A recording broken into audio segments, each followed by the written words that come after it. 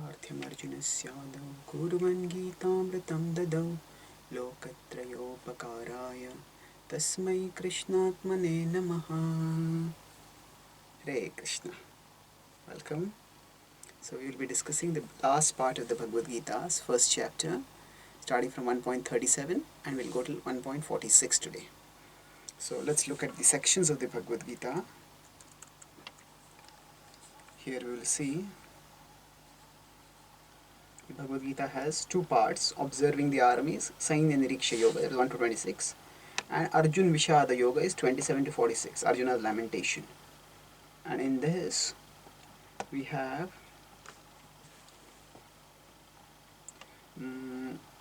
the first reason was compassion, which we discussed. Then after that, the next reason is enjoyment. So compassion was Arjuna's feeling, how can I let my Swajana die? They're all going to die and they're all my relatives. Then the next reason, enjoyment, is what will be the enjoyment for me if those with whom I would want to enjoy, they are all dead.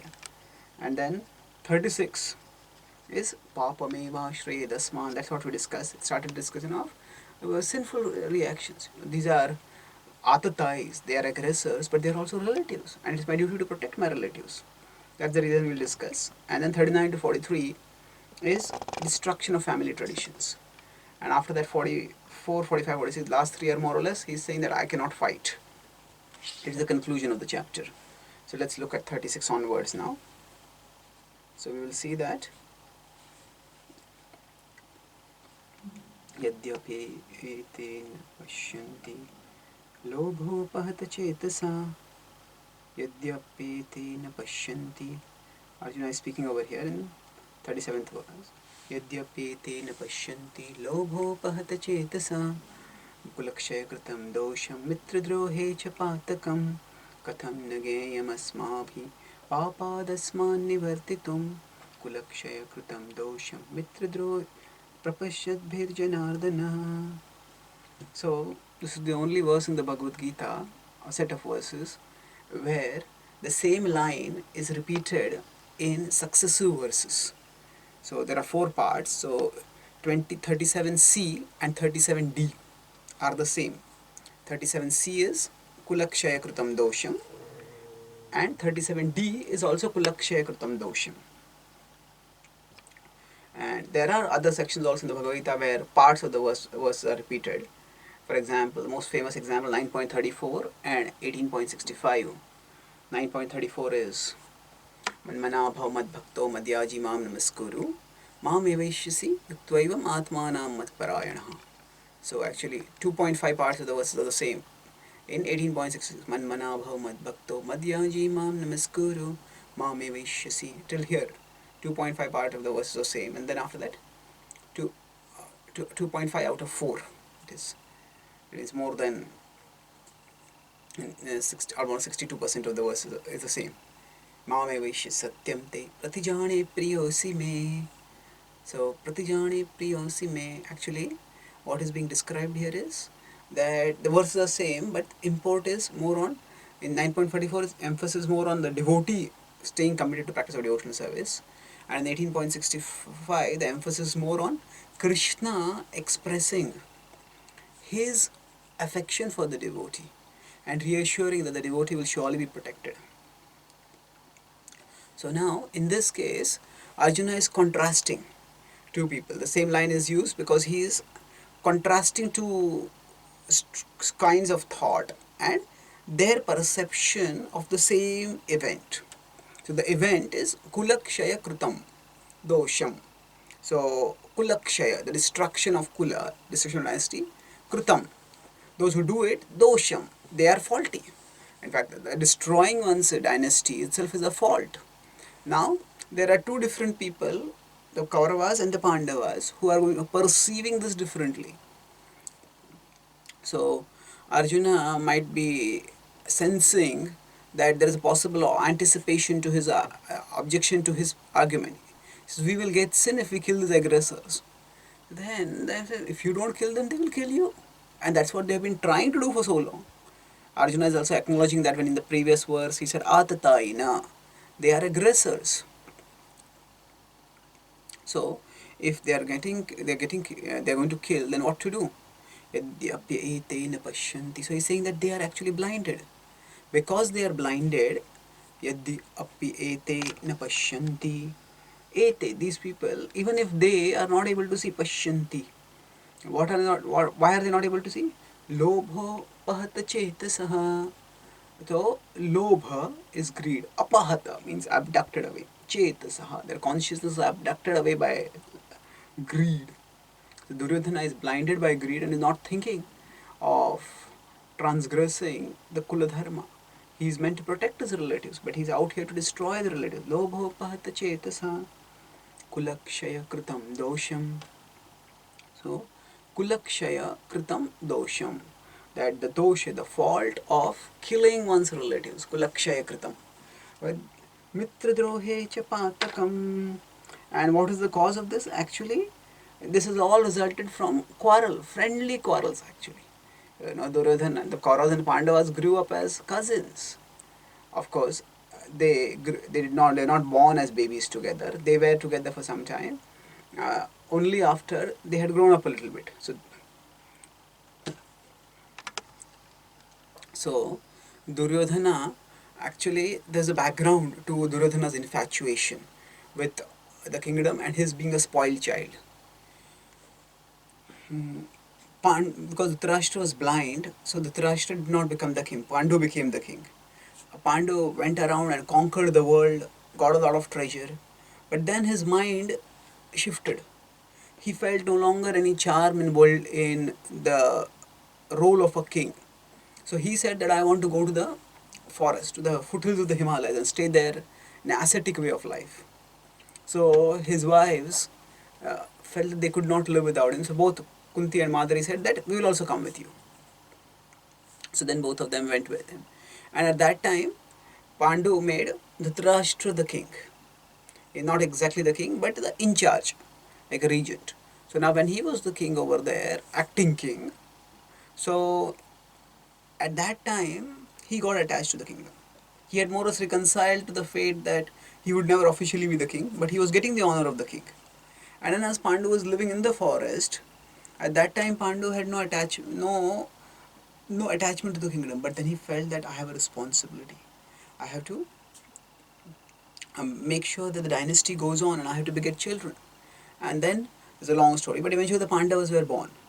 And then later on, after the birth of the Pandavas, the Pandavas were staying in the forest only. And Duryodhana, along with his 99 brothers, were born and they were staying in the palace here. So now, because Pandu had left more or less, and there was no indication that he had given that he was coming back. So everybody in the palace thought that Duryodhana was going to become the next king, and because he was like the prince who was going to become the king, he was pampered and spoiled, and he got every single desire of his fulfilled, and he became very proud, arrogant, and very demanding because of becoming a spoiled child. And although Bhishma saw the faults in him, but he felt that he will outgrow those faults. So he's the child who's going to become the king. So they indulged him quite a bit. However, when the Pandavas came back, so because of an unexpected misfortune, Pandu passed away. And then Madri went with him in the funeral fire in Sati. And then Kunti came back. Now when Kunti and the Pandavas came back, then they were welcomed back. Of course, everybody was grief struck, but they were after the mourning period was over, then they all welcomed the Pandavas, and they found that the behavior of Yudhishthir in particular and the Pandavas in general was a very pleasant contrast to the behavior of Duryodhana in particular and the Kauravas in general. The Kauravas were haughty, the Pandavas were gentle. The Kauravas were insensitive, the Pandavas were very sensitive. The Kauravas were demanding, the Pandavas were accommodating. The Kauravas would care only for themselves, the Pandavas would care for others. And the Kauravas were ungodly, the Pandavas were godly. So, because of this contrast, soon the Pandavas became endeared to the citizens, the courtiers, and Bhishma Pitama also. Everyone almost fell in love with the Pandavas. And as this progressed, Duryodhana started resenting it. He said, I was the center of attention. So Duryodhana realized that not only was he no longer the center of attention, but even his future claim as a king was threatened. So he felt as if the Pandavas had usurped his claim to the kingdom. He had expected to become the king, but now the Pandavas had come back, and because Yudhishthir had been born earlier than Duryodhana, so Yudhishthir's claim was there. And anyway, Pandu was being the king, so his son would normally have become the king. But even if there had been some conflict, because Dhritarashtra was the older brother, but among the next generation, Yudhishthir was older. So from that time onward, Duryodhana nursed envy and greed in his heart. And because of that, he felt practically no affection for the Pandavas. He felt only anger, only envy. And he wanted the kingdom at all costs. So, lobho pahata chetasaha. Actually, although the Pandavas were brothers of the Kauravas, cousins, but Duryodhana never saw them as brothers. He saw them as enemies. Enemies whose downfall, humiliation, and destruction became the goal of his life. And as he was living in this way, he did conspiracy after conspiracy, and finally now there is a final confrontation. So Arjuna is thinking that Duryodhana has been blinded and his brothers also similarly are blinded. But although they are not able to see, Mitra Drohe Chapatakam. Actually they were friends, they were cousins. Childhood they could have gone as friends, but Mitra Droha, there was a quarrel, and that quarrel had grown, and it became intolerable. Katham nageyam asmabhi papadasman nivartitum. So he says, they are blinded, lobhopahata chetasa, but geyam asmabhi, we know, by asmabhi is us, we are geya, we know. So when we know that papadasman nivartitum, so when we know the kulakshaya kritam dosham, we know the fault of destroying our dynasty, we are able to see prapashyad bhir. So there's a contrast between apahat chetasa and prapashyad bhir. Apahat chetasa is in 37b, and there he is saying that they are not able to see ete na pashyanti. So there is na pashyanti there, and here there is prapashyad bhir. So pashya, the same word is there. They are not able to see, but we can see. So when we can see, katham papa dasman nivartitum, how can we engage in the sinful activity? We can see, and because we can see, we must not engage in this sinful activity. So Arjuna is taking the high moral ground over here, and he is saying that even if it is true that the Kauravas are blinded by greed, we are not blinded, and even if they do wrong, we should not do wrong. So we should see kulakshaya kritam dosham and not act accordingly. Now as Arjuna is thinking that yes, because we will get papas, we can see this is pap, and because we can see it is pap, we will get the reactions more. And they are doing pap, but they are blinded, so they can't see it is pap. They will also get the reactions. But when we can see that the reactions are coming, why should we do it? Now, as he's thinking about kulakshaya kritam dosham, the fault of destroying the dynasty, another thought comes in his mind. He starts thinking not just in terms of the next life, what is going to happen to them when they get the sinful reactions. He starts thinking what will happen to the dynasty itself after this generation, what will happen to the successive generations. He starts thinking that there will be chaos over there also. So his thought is fourfold. First he thinks, first question is compassion. Oh, why should my relatives die? Then second question is that, oh, if my relatives die, how will I enjoy? And he starts thinking, okay, now this is the death. So now this is in this lifetime, or this is in the present, or in the near future, that oh, they will all die. Why should they die? I love them. How can I let them die? How can I be the cause of them dying? Then if they die, how will I enjoy? That is also in the near future. Now after that, he is thinking about a slightly more distant future, of their next life. He says, we will get the power, we'll do the power, and we get the reactions. How will we deal with this? And now we start thinking, apart from us, what is the legacy that we will leave? What will happen to our dynasty? And he talks about it in the next verse. So now he talks about what will happen in this life after the dynasty is destroyed. Kulakshay pranashyanti kuladharma sanatana dharme nashte kulam kritsnam adharmo bhavatyuta. So kulakshay pranashyanti. So when the when the dynasty is destroyed, pranashyanti kula dharma sanatana. So along with that, what will happen? The kula dharma will be destroyed. Sanatana pranashyanti. So kulaksha is destruction of family, and then kula dharma means every dynasty has its own duties, their dharma, and that will also be destroyed. Now here there is a sort of antithesis or contrast over here. He's using the word pranashyanti, which refers to destruction, and sanatana, that which is eternal. So how can that which is eternal be destroyed? So actually, that which is eternal can't be destroyed, and that which is destroyed is not eternal.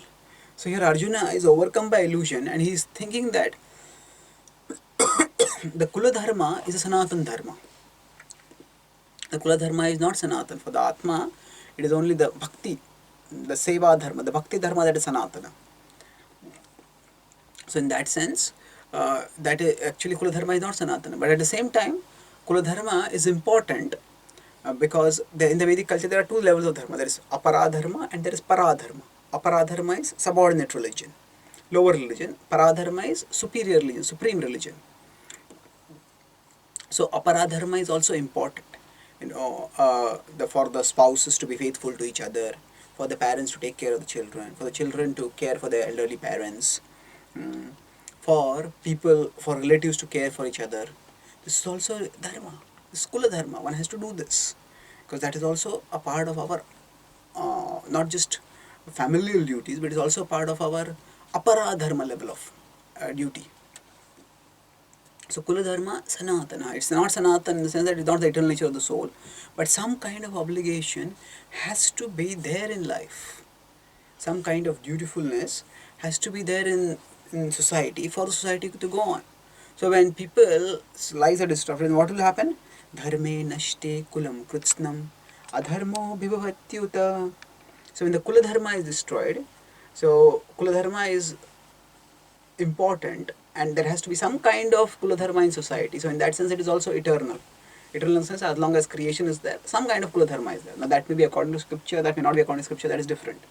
But when dharme nashte kulam kritsnam, when that dharma, which is according to scripture, which was there at the time of Pandavas, nashte kulam kritsnam adharma bhivavatyuta, then adharma will rise. So actually in the world, dharma and adharma are always in a conflict. Dharma and adharma are always in a conflict.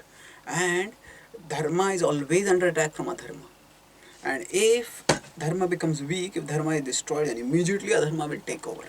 This happens in our heart, this happens in society, this happens all over the world. Not just all over the world, it happens all over the universe. Not just all over the universe, it happens all over all the universes. There is always a battle between dharma and adharma. So now adharma bhivavatyuta, adharma will become predominant. Now for us, dharma and adharma may just be concepts. But okay, what are social consequences? What will happen if adharma becomes predominant? Then he describes the next one. Adharma bhibhavat Krishna pradushyanti kulastriyah strishu dushtashu varshneya jayate varna sankaraha. So adharma bhibhavat Krishna. When there is no dharma, then pradushyanti kulastriyah, that the striya, the women who are in the kula, they will be pradushyanti, they will become contaminated, they will become polluted. And when they are polluted, strishu dushtashu varshneya. Krishna is a descendant of the Vrishni dynasty, so he is called as Varshneya. Sri Shudishtashu Varshneya, then Jayate Varna Sankaraha. Then Varna Sankara will be born. This is a very deep thought which we may not think about with our current conceptual and cultural framework. Actually, in the Vedic culture, bringing forth good dynasty, good progeny, and continuing the dynasty is considered a very important responsibility. And for that purpose, having good marriages and having healthy families is important. Now, if when the dharma is not protected, what does that mean? That means say it can happen in various ways. Here the Kshatriyas are going to fight and Kshatriyas will kill each other. When the Kshatriyas are killed, then unscrupulous men will assume power, and when they assume power, they will exploit the women. And when they exploit the women, from that, what will happen is Varna Sankara will be born. So what is Varna Sankara? It is unwanted progeny. Now what do we mean by unwanted progeny? Nowadays people think unwanted progeny means, oh, we did some birth control, but then the baby we didn't expect came up. And then we decided that we couldn't do abortion, so the child was born. So people think unwanted child means that you do some birth control, and when the birth control doesn't work and the child comes out, that's unwanted. But that is not the context of Krishna and Arjuna at the time 5000 years ago. Unwanted progeny means actually progeny with poor consciousness, progeny with degraded mindsets. So actually, it's a profound science about how uh, children are born. That science is not just material. Yes, even from a material point of view, how the sperm through the semen enters and then impregnates the woman, and then how the embryo grows, and how from that a child is born. It's a fascinating science. And how from one small cell a whole human being like you and me is born. It's actually miraculous. It's a miracle that only God can do, and He does it repeatedly. In fact, all of us are miracles like that. All of us means our bodies at least. So it's quite a miraculous process. But here, the talk that is over here is about the contact, how the consciousness of the soul is determined by the consciousness of the couple during their contact, during their union. So it is described in the Vedic scriptures that the kind of souls that impregnate the mother womb through the sperm, they are determined by certain important factors, and those are the consciousness of the uh, mother and the father. So if they are completely in the throes of passion, then because they are in the throes of passion, then a passionate soul is attracted over there. If they are in ignorance, there is a European music star who said that most people are born over a bottle of whiskey on Saturday night. So that's how it is. Varna Sankara. Most people just get along for fulfilling their carnal desires, and then they so begetting of children is just a side product of that. So when that is the case, then it actually leads to uh, souls of degraded consciousness appearing. When souls of degraded consciousness appear, at that time it is very difficult for them to be regulated. Now we wonder, actually the souls are going to be born somewhere or the other. If souls need bodies, they are going to get the body. So what is the difference? This is like saying that actually there are going to be criminals, so why not criminals be there in my house? Who will want criminals in my house or my city? Sometimes when a person is when a citizen is very troublesome, the citizen may be executed, or if not executed, he may be exiled. So exile is one level below execution. You are a troublemaker, we don't want you in our kingdom. So now it is not our problem that where all the souls who are there, where they should get bodies. Our problem is how we can liberate ourselves and how we can liberate others, those who are our dependents, those who are our progeny. And while we are liberating them, then how we can further also do good in the world while we are here. Follow dharma and do good here as much as is possible. But when there are children with low consciousness, then it becomes very difficult to maintain any kind of order in society. So pradushyanti kulastriya varna sankara. So actually, when the man and the woman unite in a prayerful consciousness, after having done due prayers, it's called Garbhadan Sanskar, then actually a wonderful child is born from there. Now, the purport of Srila Prabhupada can be here quite provocative and inflammatory from the point of view of today's cultural milieu. Now Prabhupada writes, he quotes Chanakya Pandit that women are less intelligent. And according to Chanakya Pandit, women are generally not very intelligent and therefore not trustworthy. So now, uh, what is this a blanket statement? They're not very intelligent. How do we understand this statement? So there are various ways of looking at it. Now, if we look at this, is this referring to spiritual intelligence? Actually, as souls, the soul is neither male nor female. At least not the bodily gender doesn't apply to the soul. So the same soul can today be in a male body, tomorrow in a female body, and vice versa. So therefore, it is not that the soul is less intelligent. Then is the body less intelligent? Is this referring to material intelligence? Are women less intelligent at a material level? You may say that actually when women are given career opportunities, they excel in so many fields. They are often the toppers in schools and colleges, and they're excelling in so many fields. So how are they less intelligent? So if materially we don't find women to be less intelligent, spiritually we don't find the souls to be having different levels of intelligence, then where is this referring to? Actually, it is referring to the interaction of soul and body. See, the word intelligence is used in a different sense in different contexts and different cultures. We often use intelligence in terms of our capacity to manipulate, to control, organize matter. And IQ scores are basically to organize concepts. So that is one understanding of intelligence. However, in the Vedic context, intelligence refers to understanding the fundamental truths of life. And those truths of life are, I am not the body, I am the soul. That's the beginning. It's the ABC of spiritual life. So generally speaking, in the female body, the bodily misidentification is far greater than in the male body. Because for a woman, practically speaking, her whole sense of self-worth and self-identity comes from the body. How good do I look? How many heads do I turn? How many people do I attract? So that is a very important, in fact defining in many ways, criteria for a woman's self-conception.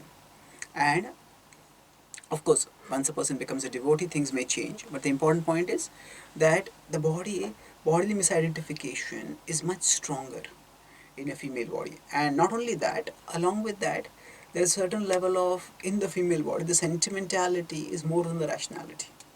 That's not necessarily bad. Prabhupada says that women can become devotees more easily. They have a tendency to accept God and bow down to God, and they can practice especially devotional life more easily. But we have that sentimentality can also lead to them being misled, being misguided.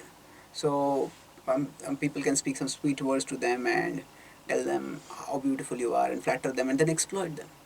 So the sentimentality is there, and the counterbalancing the sentimentality, there has to be rationality. And the rational faculty is more, relatively speaking, in men, and the rational faculty is foundational for philosophical inquiry, for metaphysical study, and that is actually the, in one sense, the beginning of serious spiritual search.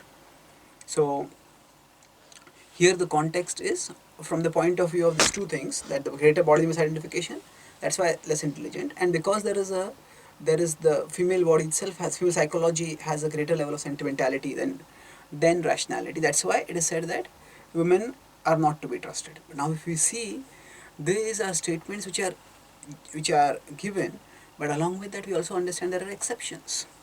So the exceptions also have to be understood carefully, and especially this does not apply to women. Sometimes Srila Prabhupada used an argument that actually the female brain is smaller than the male brain, and that proves that women are less intelligent than men. So now subsequent research has shown that that is not always true. First of all, there are several problems with this argument. That firstly, whether the brain size itself is indicative of intelligence. It's not necessary that just because a person has a big brain, that means that person has big intelligence. Secondly, the brain size also is dependent on the overall body size.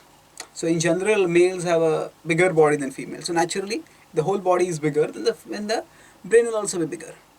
So both ways, whether the bigger brain size correlates with a bigger intelligence, and and whether males have a bigger brain than females, that is not very clear.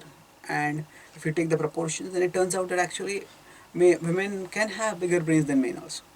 So then, what is Prabhupada using this argument for? See, in general, we have to understand that there is Pratyaksha, Anuman and Shabda. Chanakya Pandit's words are actually not Shabda.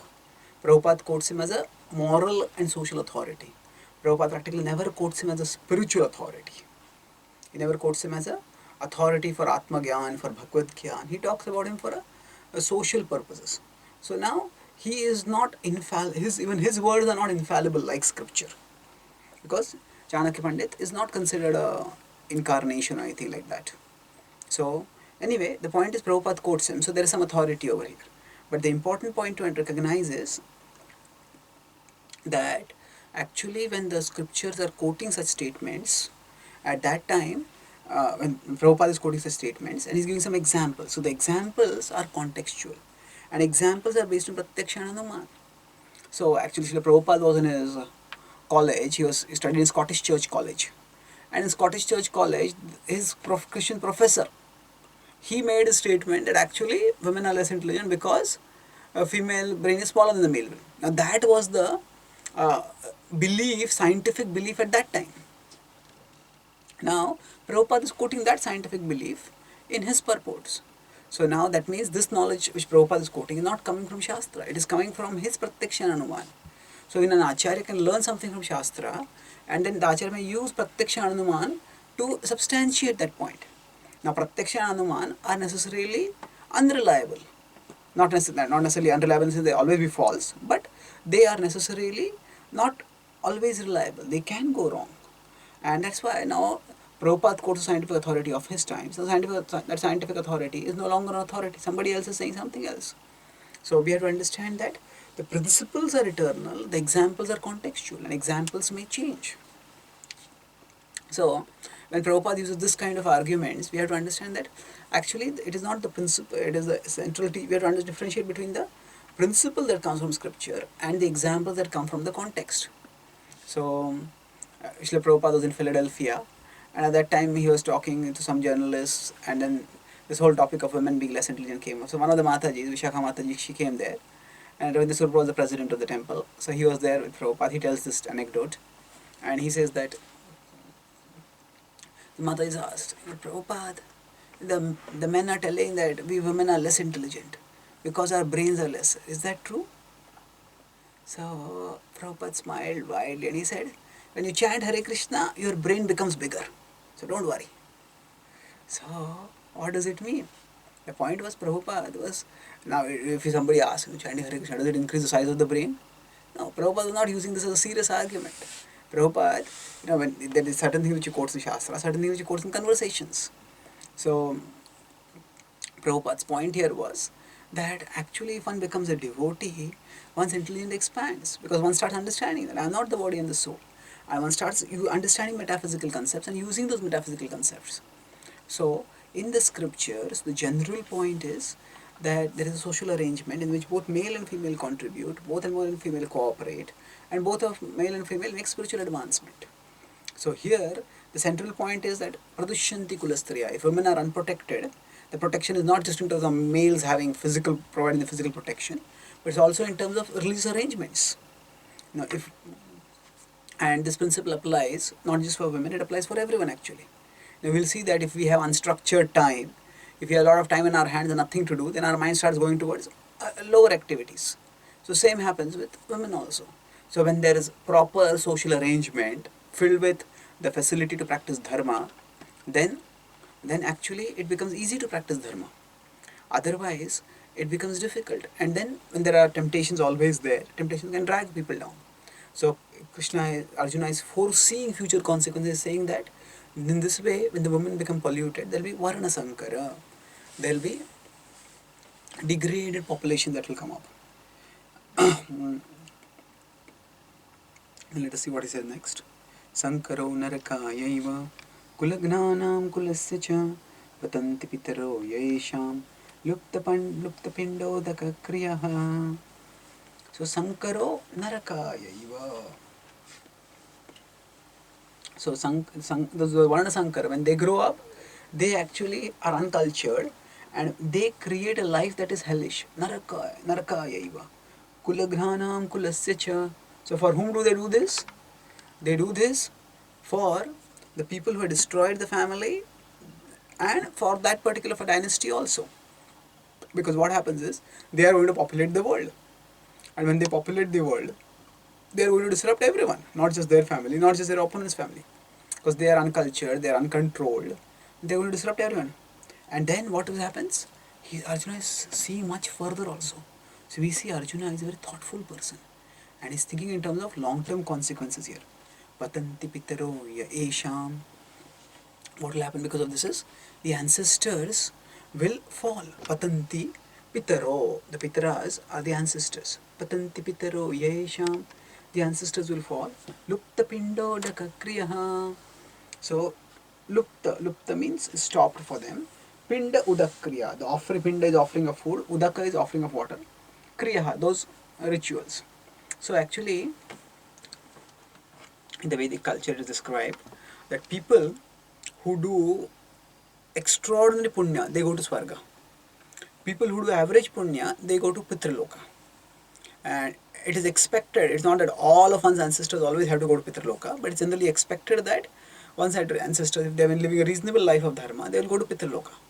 And generally, it is expected there is an intergenerational pious connection that is established through the rituals of Pindodaka Kriya. This intergenerational connection is that the ancestors have given birth to us, the ancestors have given us everything that we have.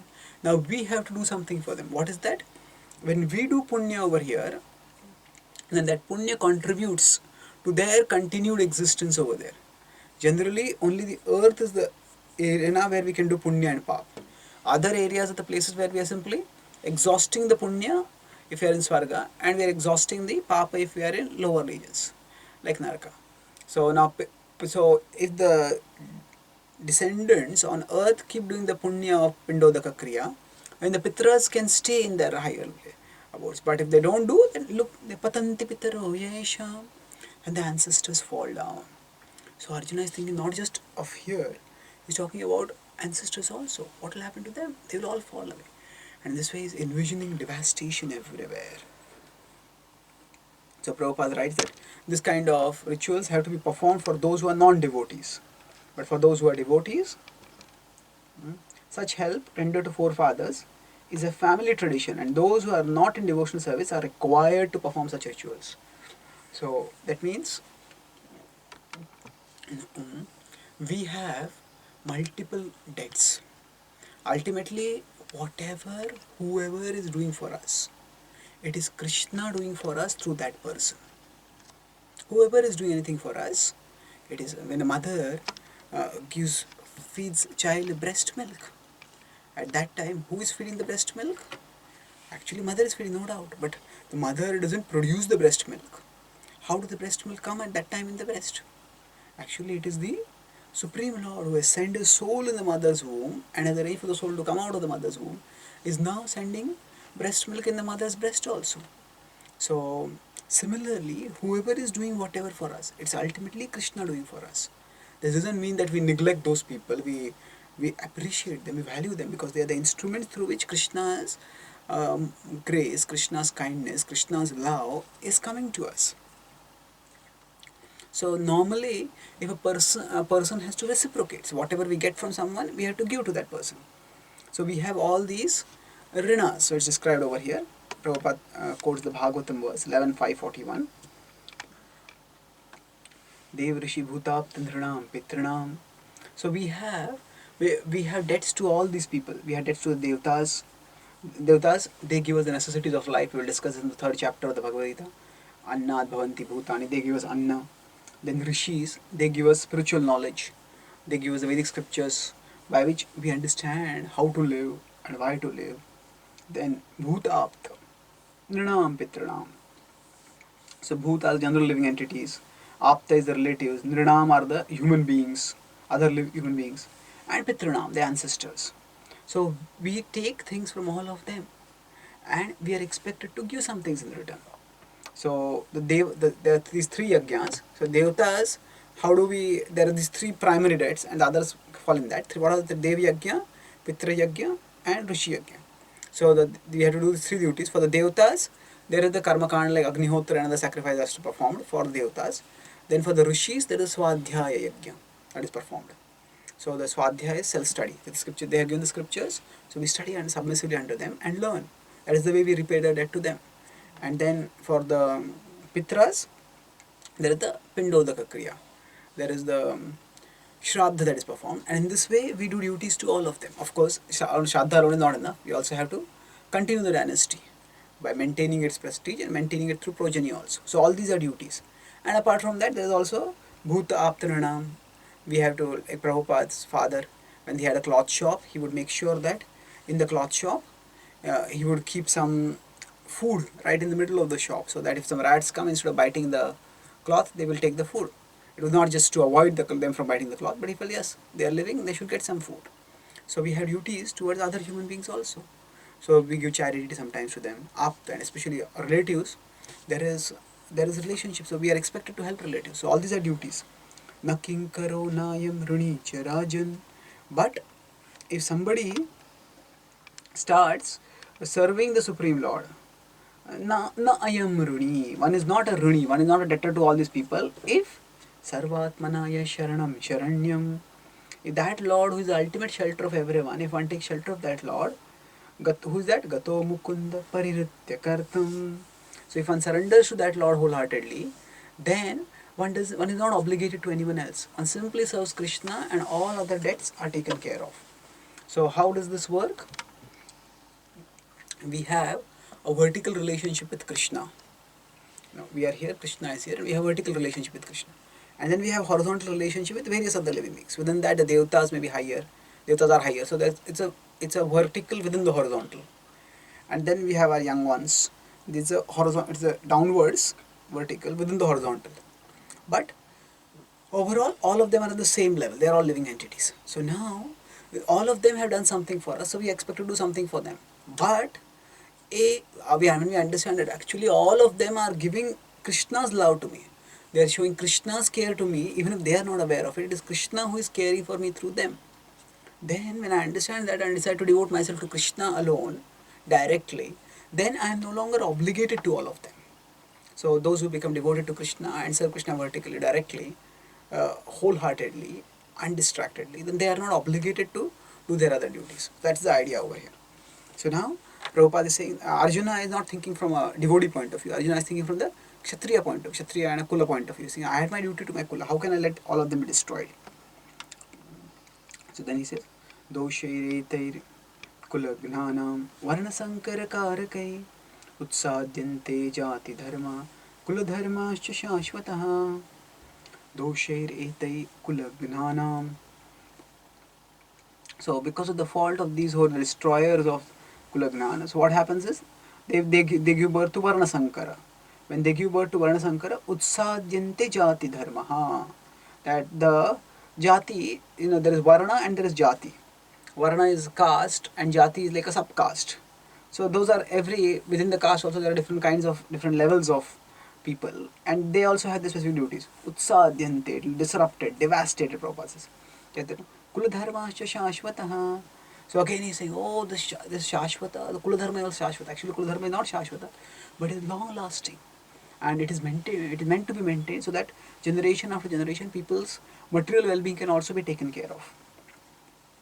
So Arjuna is seeing in the long run and saying, all this will be destroyed. And when all this is destroyed, then there will be people who will be upset. So many generations will get disrupted by that. So do I want to do this? What will be the consequence of this? So he's thinking that it is not only just the killing of aggressors that I'll be responsible for. See, if our actions lead to a chain reaction, then we are responsible for that. Also, for example, if somebody sets fire to a house and the intention was only one room in the house should get burnt and that person should die, but that fire spreads and 100 people in that particular building are killed, then that person will be held guilty for arson, and that arson will not just be for that one person. Yes, he wanted to kill one, but he ended up killing so many.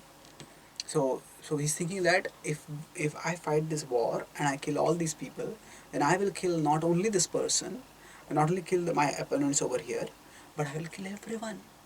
Uh, uh, Everyone in the sense that generation after generation, I will be having, I'll be the cause of, a part of the cause of destruction and devastation, and I'll be responsible. That's what he speaks in the next verse. उत्सन्न कुलधर्माणां मनुष्याणां जनार्दन नरके नियतं वासो भवतीत्यनुशुश्रुमा. So, so now Krishna is being referred to by the name Janardana repeatedly in this section. Why? Because he is saying that you are the protector of people. You are Janardana. Why are you letting such destruction happen, O Krishna? So, Utsanna Kuladharmanam, when Kuladharma is destroyed, Manushyanam Janardana. For people, then what happens to a person? Narake niyatam vaso. Forever such a person will have to stay in hell. And what? Bhavati ityanu I have heard this from authorities. Anushruma. So Arjuna is not quoting his own reasoning over here. He is actually saying that I am quoting authority. I have heard from authority that those who cause devastation, they will have to suffer hellish consequences. So Arjuna is also using his reasoning, but his reasoning is based on scripture. Later on, of course, we'll see that scripture has multiple levels of teaching, and Arjuna's reasoning is not at the highest level of scripture; it is at an intermediate level. So, but he's also relying on authority. Bhavatiti anushruma. And then one important point is, Arjuna is talking about narake niyatam vaso. He says the person will have to go to hell. Now, actually, the reference to hell and going to hell raises the question that actually that means Arjuna knows that I am not the body, I am the soul. Because who is going to go to hell? The body is going to be destroyed. So who will go to hell? There has to be some part of us which will go to hell, and that part is the soul. So that means Arjuna is not entirely unaware of spiritual knowledge. He is not entirely unaware of afterlife. But the problem is that afterlife is still based on a material conception. Or somebody can have the idea that I will have a next life. But just knowing that there is a next life doesn't necessarily purify us. Doesn't necessarily make us detached, doesn't make us attached to Krishna. Because it doesn't make us spiritually attached. Because one may still have a material conception of life. So for example, there are jihadis within Islam. There is a particular misinterpretation of Quran that is circulating, and there the jihadis, the children who grow up, the young boys, they are told that if you lay down your life in become a jihadi, fight for Allah, and if you die fighting for Allah, it says you will go to Jannat, and Jannat you will enjoy 73 virgins for all of eternity. So now this is actually a distortion of what the Quran is teaching, but the point is that what is the attraction in Jannah? The attraction is not that you will go to Allah and you will live with Allah and you will serve Allah. Actually, even if they are doing something like this, their goal is what? They are doing this not for love of Allah, they are doing it for love of virgins. So this is a complete distortion of the teaching of Quran. But the point is that this is the material conception of religion. So the idea is there can be this worldly materialism and there can be otherworldly materialism. So just being otherworldly doesn't necessarily make one spiritual. One may think, oh, next world, it's spiritual. No, not necessarily. It may not be spiritual. It can be material also. There's a famous Christian author who wrote a series of novels about C.S. Lewis, a very famous theologian and very brilliant in many ways, but still he was limited by his reasoning, and his abilities were limited by the narrow and shallow conceptions that were prevalent as per the biblical understanding at his times.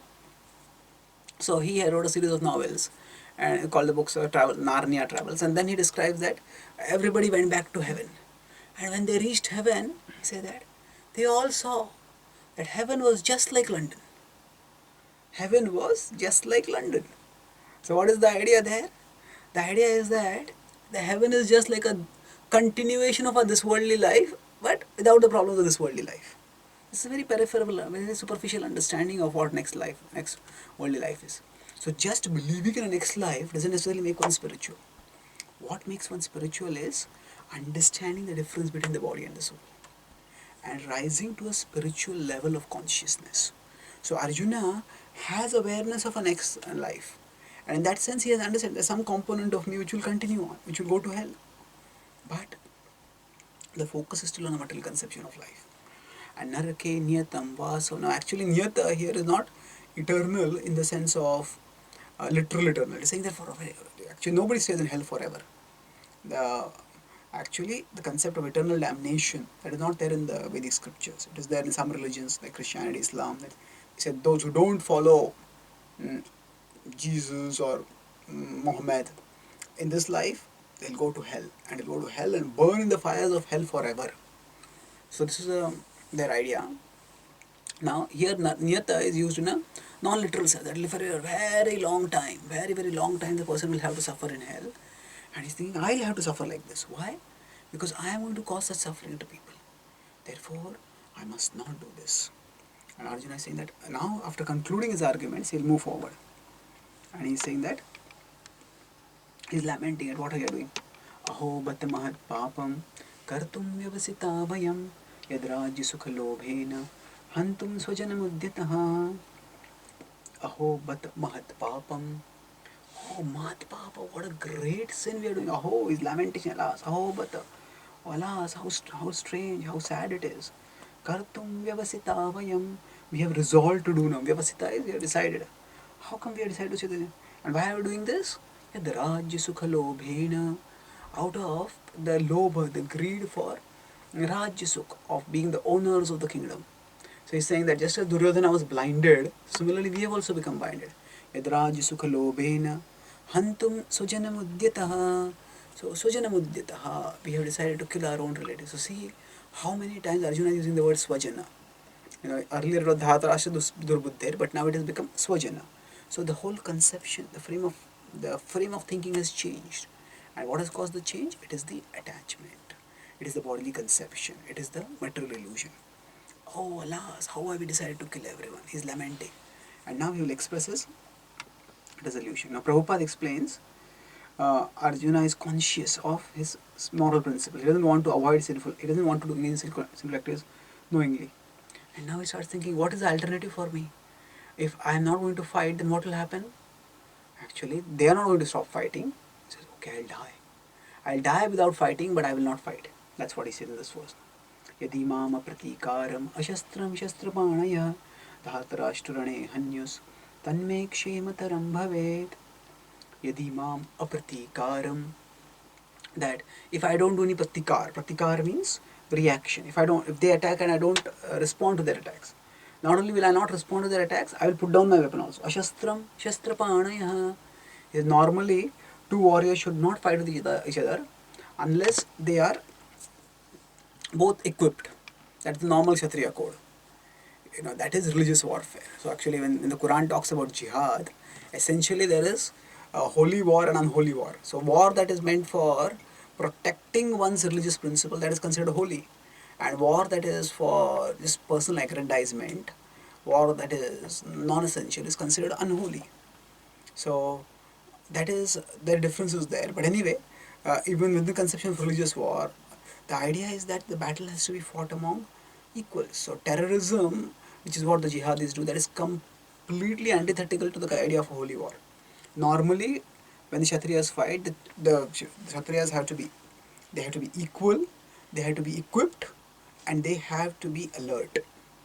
So if one Kshatriya has got a weapon, other doesn't have, you cannot just go and kill him. Actually, it's like I discussed, it's like a sport. Both are exhibiting their skills, exhibiting their prowess, and who will let the stronger person prevail. It's like that. That's the mood. So they fight. Both have to be equal. So equal means that a chariot warrior should not fight with a foot soldier. Chariot warrior should fight with a chariot warrior. Both of them should be equal. Both of them should be equipped, and both of them should be alert. It's not that that person is looking somewhere else and you shoot from behind. Now, if we see, terrorism is the exact opposite of that. The victims of the terrorists, they are not equal, they are not equipped, and they are not alert. So it is completely unholy, it is ghastly, it is horrible, it is a terrible ugra karma, this kind of terrorism. But he's saying, even if they act like terrorists, that I am ashastram, I give up my weapons, but they are shastrapanaya.